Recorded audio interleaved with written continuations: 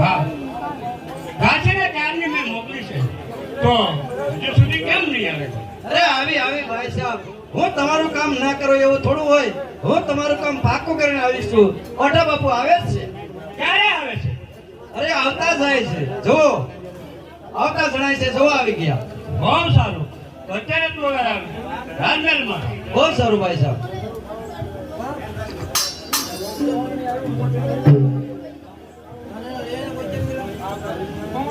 હા, માં સમાન ભાભીને ઓઢાના પરણામ. આવો આવો વડા ધામ. હું આપની જ પ્રતીક્ષા કરતી હતી અને તમારી જ રાહ જોઈ રહી હતી. અત્યારે મને બોલાવવાનું કારણ? હા, કારણ તો એક જ કે હું તમારી પાસે એક વચન માંગુ છું, તો મને આપશો ને? માગો ભાભી માગો. આપ મારા માં સમાન ભાભી છો, માટે ગમે તે માગી શકો છો ભાભી. હા વડા ધામ. તો ભંગર બાગમાં થાય અને પુષ્પની ઉપર બેસે એટલે તો શું થાય? નહીં ભાભી, સંપન્ન પુષ્પ પર કદાપી પણ ભમર બેસે નહીં ભાભી. હા, તો સંપાનું પુષ્પ તૂટી અને ભંગર ઉપર પડે અને દબાઈ જાય તો? હા, તો ભાભી આ કુદરતનો કાયદો ઊંધો ગણાય ભાભી.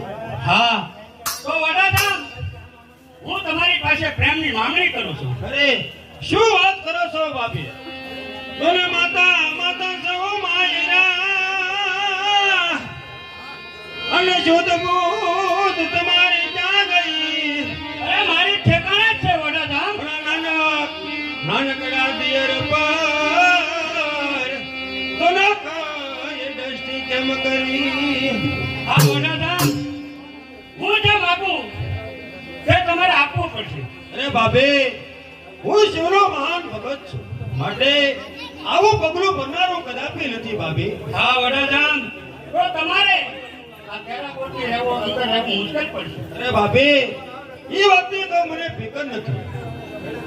હજી હું તમને કહું છું સમજાવી, તમે મારું જે હું કહું છું તે માનો. નહીં ભાભી, એવું હરામી કામ કરનારું કદાપી નથી ભાભી. અરે તમે માનો ને